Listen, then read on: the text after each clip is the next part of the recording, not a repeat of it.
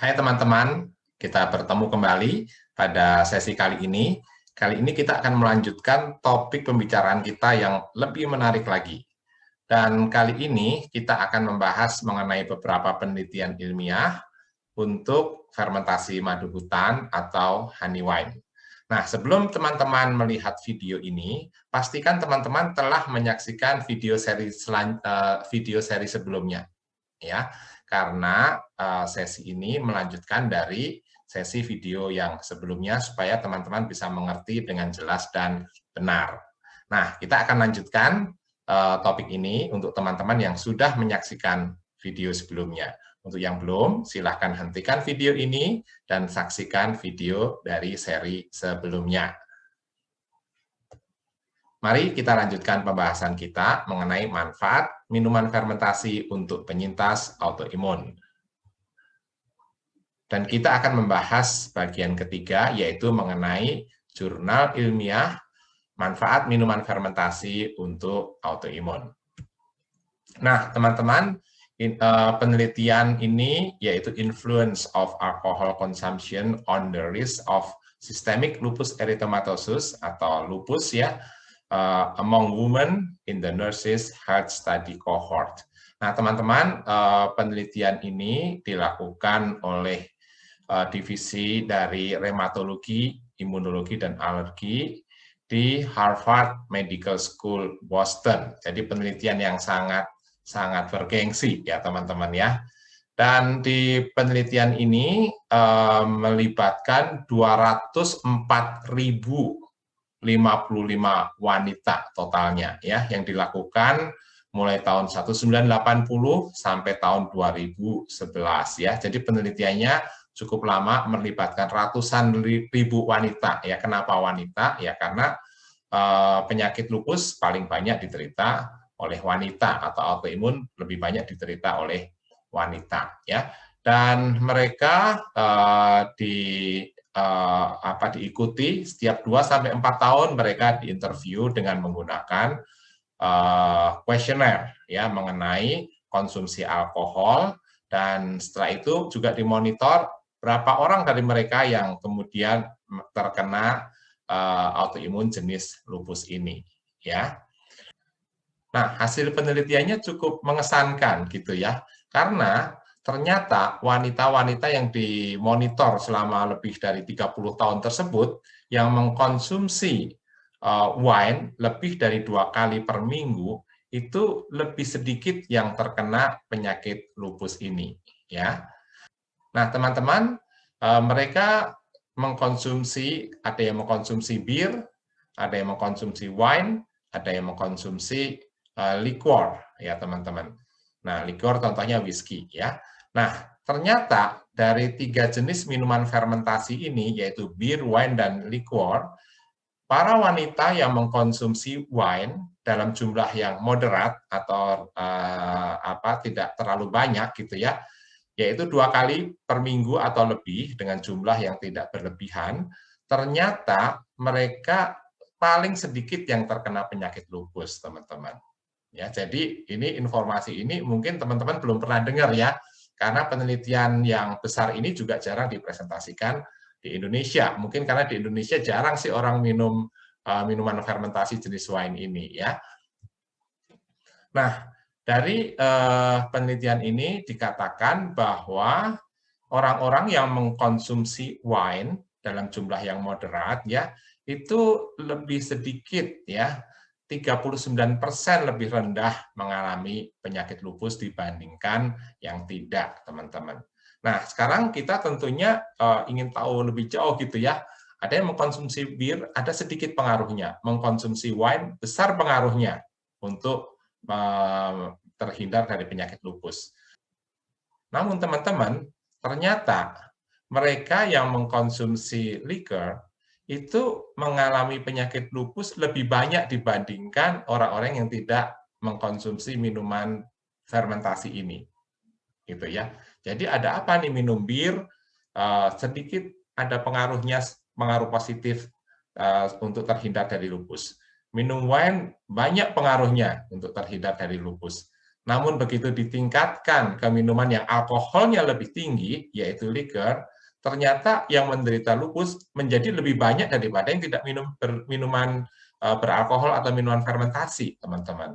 Nah, kalau kita lihat apa yang terjadi di sini, nah tentunya teman-teman harus mengerti lebih dahulu apa sih itu bir. Nah, bir ini terbuat dari bahan dasar pati, ya paling banyak sih gandum yang dipakai, yang difermentasi dalam jangka waktu lama, ya.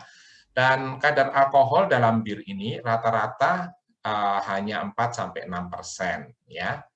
Nah, kalau wine itu apa? Wine terbuat dari bahan dasar buah-buahan seperti anggur contohnya yang difermentasi, ya. Nah, jenis wine itu banyak tergantung buah yang digunakan. Rata-rata buah yang manis itu bisa jadi wine, ya. Dan wine yang paling terkenal adalah red wine tentunya, yang terbuat dari anggur merah. Kandungan alkohol wine itu sekitar 8-19%, ya. Dan pada penelitian ini biasanya yang digunakan adalah red wine. Dan yang ketiga adalah whisky, ya. Whisky terbuat dari fermentasi serealia atau biji-bijian yang mengalami proses mashing atau dihaluskan, dihaluskan, dicampur dengan air serta dipanaskan, ya. Nah, whisky kemudian setelah difermentasi, ya, melalui proses destilasi, ya. Destilasi itu disuling, ya, kemudian dimatangkan dengan cara disimpan dalam tong kayu sampai umurnya lama, ya. Dan kandungan alkohol pada whisky ini mencapai 20-60%, teman-teman.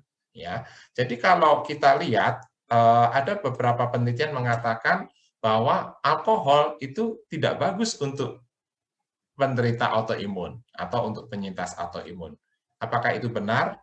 Tentunya ada benarnya, karena buktinya orang-orang yang mengkonsumsi whisky, ya, itu lebih mudah terkena penyakit autoimun, yaitu jenis lupus ini di penelitian ini, ya.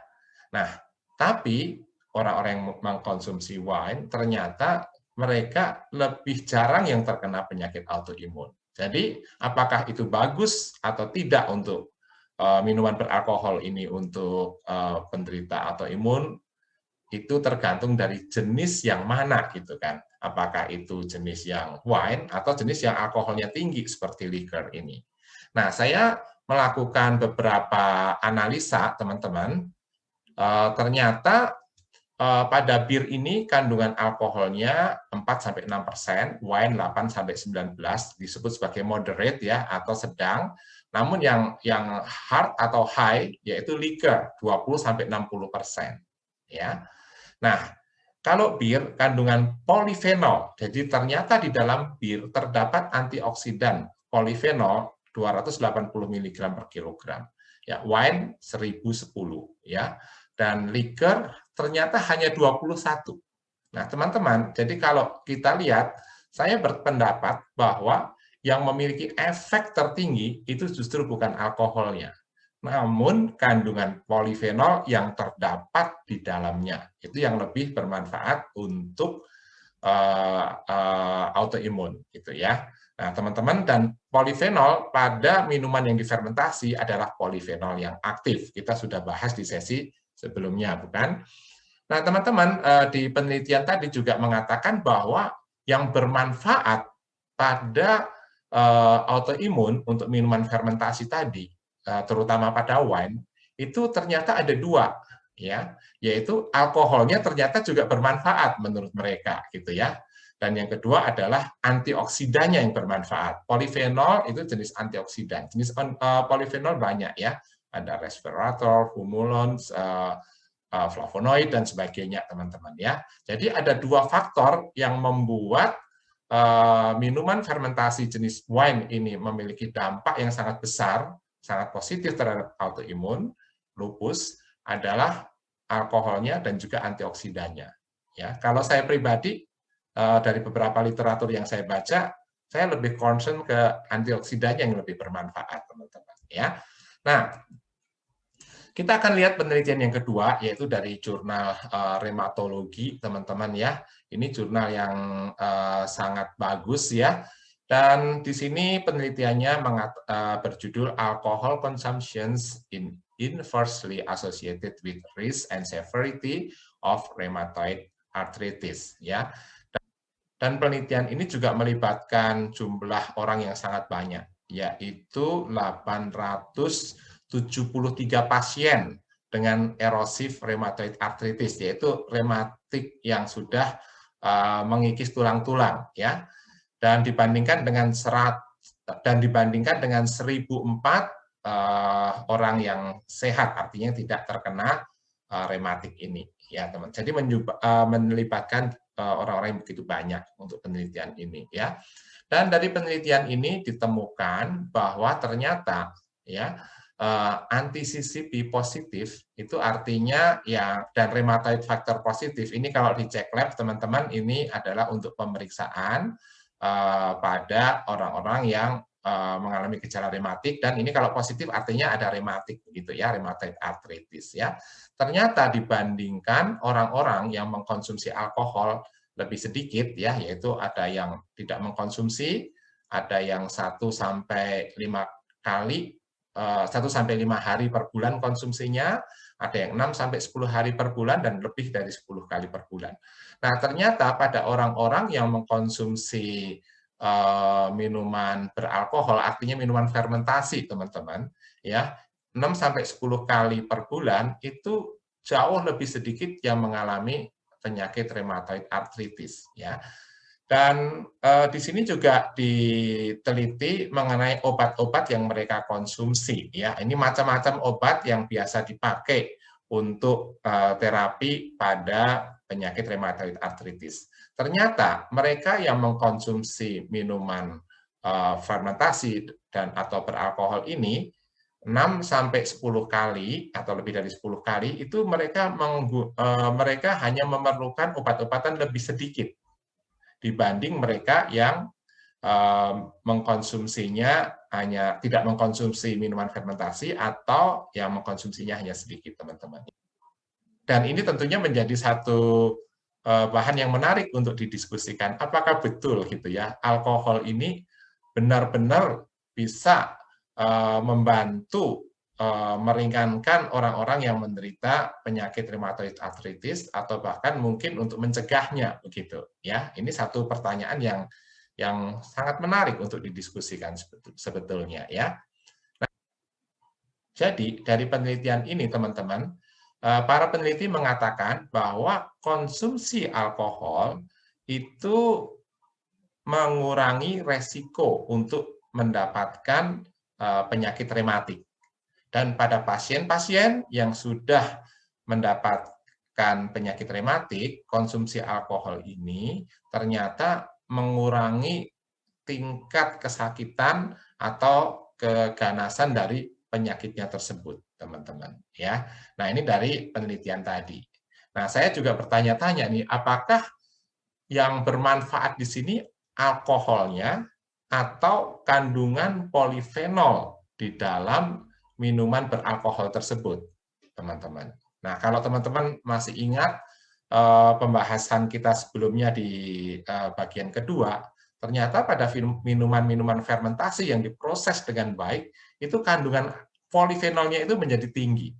Dan saya lebih berpendapat bahwa bukan di alkoholnya yang memberikan khasiat, namun di kandungan polifenolnya.